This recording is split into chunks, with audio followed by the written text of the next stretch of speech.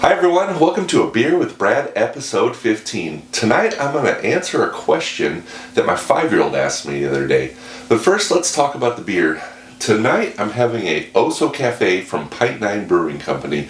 Pint Nine Brewing Company is here in the Omaha metro area. It's actually right next door to Cross Strain. The two of them opened up at almost the same time, and from what I've been told is they didn't know that there was two breweries going in next door to each other until they both showed up at the city council to get their liquor license on the same day. So kind of interesting. I've never actually heard from the brewery that that's true, but that's just kind of the urban legend or whatever I've heard around town. So Pint Nine, if you're wondering about the name, American beers come, a lot of them come in a pint, which is 16 ounces. Well, back in Europe, a lot of the good beers come in a half liter, and a half liter's 16.9 ounces. So they started calling these Pint Nine, so it was a pint plus the 0.9. So Pint Nine Brewing is actually referring to a 16.9 ounce European beer or a half liter. So that's where the name comes from.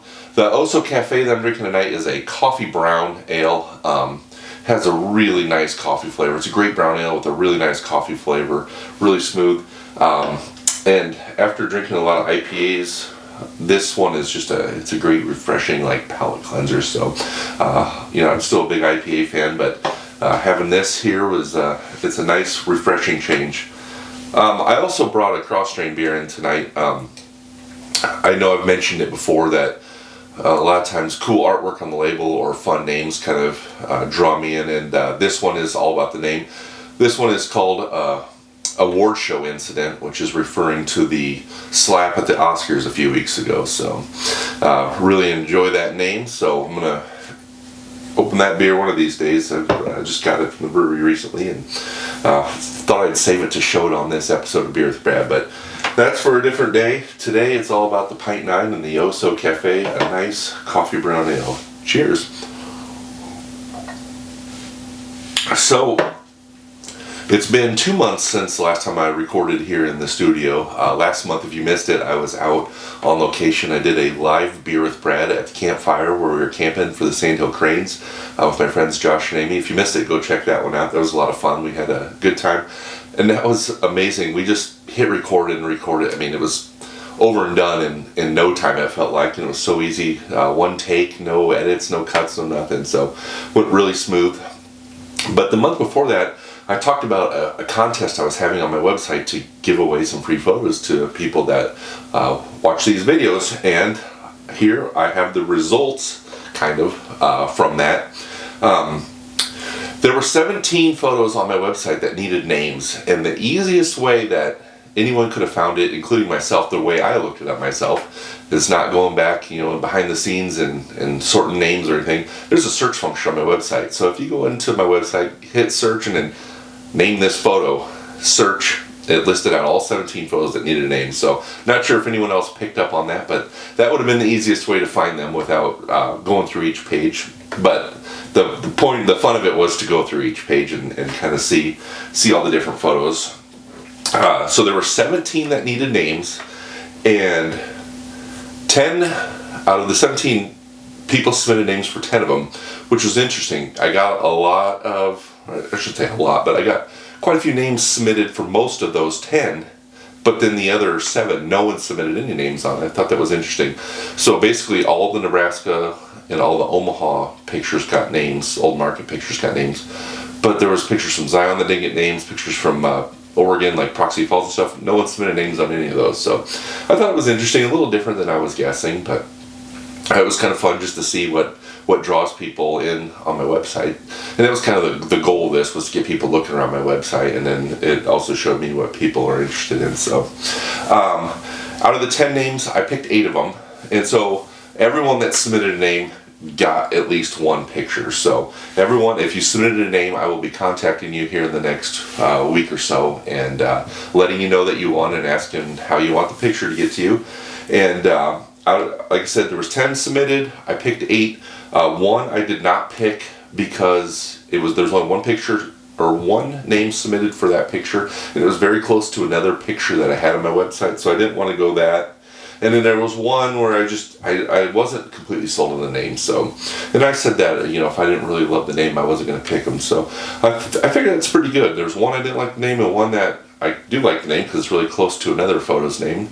And then 8 really good ones. So everyone's going to get a photo. I will contact you all, hopefully, like I said, the next week or two. And I haven't even printed any of the photos yet, so we'll get those printed and get them out to you. I'm sorry it did take me a little longer, but I wasn't planning well enough ahead that I'm going to do this video and then I'm going to be out of town and the next video is going to be done live. So, but it'll worth the wait, I hope. One more thing before we talk about the question was, or two things actually. Mark your calendars, June 4th and 5th, which will probably be right after the next Beer with Brad comes out. June 4th and 5th is the annual Countryside Village Art Fair. I don't know what number it is this year, 50-something. Annual Countryside Village Art Fair, 87th Pacific, right across from Westside High School in the Countryside Village. And I am right there on Pacific Street again, so be easy to find. Come check out all the photos, talk to me. You know, it's a great weekend. A lot of great different artists from all over the Midwest that show anything from, you know, me doing photography to woodworking and sculptures and jewelry and everything else. So come check it out.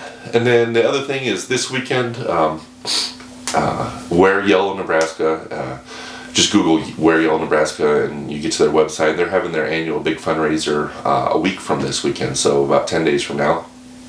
And one of my pictures will be there they have a huge raffle, and you just buy raffle tickets. So you go around and you put raffle tickets in front of each item you want to enter. So I'll have a 36 by 18 skyline photo of Omaha. It'll be mounted and ready to hang.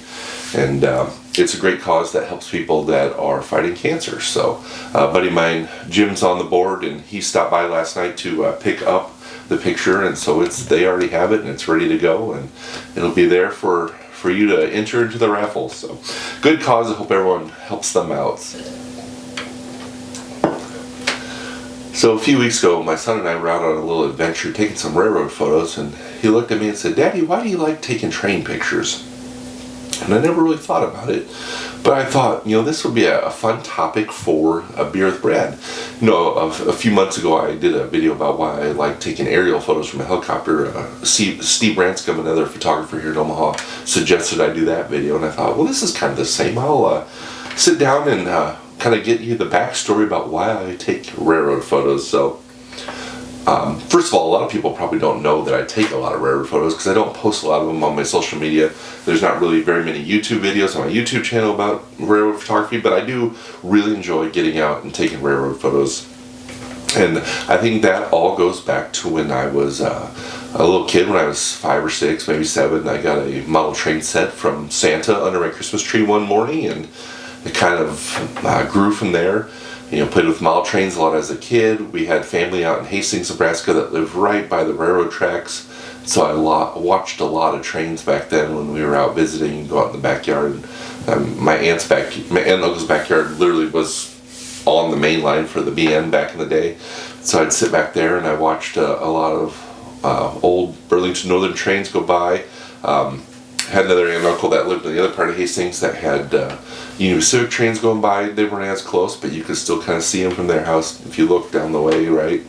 And then just, you know, between the models and seeing all these trains out and my aunt and uncle's house, it's just kind of something that just blossomed as a childhood interest and has kind of stayed with me my whole life. Kind of got out of the model trains, and then when I went more into photography, and I really enjoy the photography. I said in a lot of these videos that part of my interest in photography is just the fun of the adventure of getting out, the out trying to find scenes. And it's the same with railroad photos. I just don't like to go find a empty train track and wait there for the train to come by. I like to get out and find, interesting scenes with cool buildings, especially if they're like an old grain elevator or old, there's not very many left, but an old depot or something there.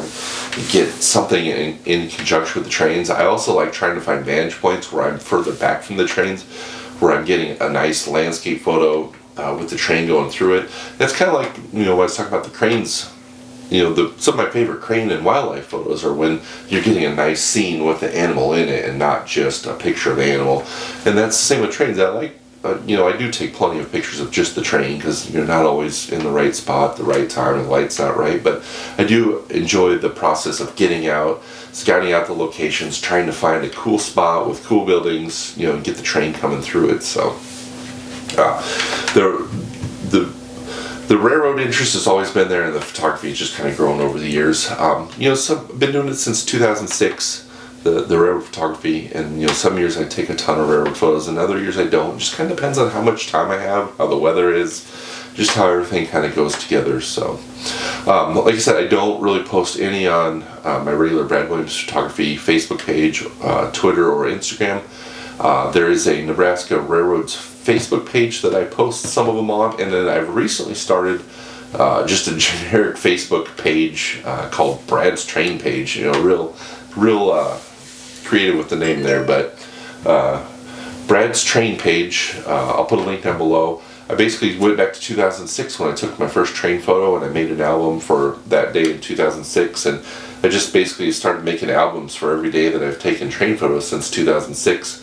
I think I'm up to 2007, 2008, somewhere in there. It's been a little bit since I've had enough free time to work on it, but my plan is just to keep working backwards. So, all my oldest train photos are on there, and then as I go on, I'll get newer, and someday, maybe in a year or 2 or 10, I'll catch up to where I am at that time. So I do usually get the new pictures I take on the Nebraska Railroads Facebook page pretty quick, but with the Brad's Train Page, I am working from oldest to newest, so the albums will be in a numerical order on there. So other than that, it's a fun thing to do, and I enjoy getting out, and it's one of those things. If people are interested in trains, they can go follow those pages. I'm not gonna fill my regular pages with train photos because not everyone's interested in that. So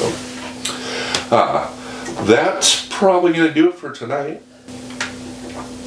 Thanks for tuning in tonight. I hope you enjoyed another episode of Beer with Brad. I don't know what I'm going to do next month yet. If you have any suggestions, as always, feel free to shoot me an email or leave it down below in the comments. If you do have a YouTube account, go ahead and hit that like and subscribe button. That way you do get the notifications when I make new videos. I did not mention it, but I have days 1 and 2 of my Sandhill Crane photography trip already out and published on YouTube. Day 3, which might end up being a combination of day 3 and 4, I'll just have to see how it comes together, it's started and not done. Hopefully next week, maybe the week after, I'll have that done. Overall, it was an awesome trip. I had a great time. And then the first 2 days I didn't have too many photos. There was an awesome video in day 2 if you watch day 2. But the best photos from that trip, I think, came later on in days 3 and 4. So you have that to look forward to. If you've seen the first 2, the photos get better and better for days 3 and 4. So again, thanks for tuning in, and we'll see you again next month.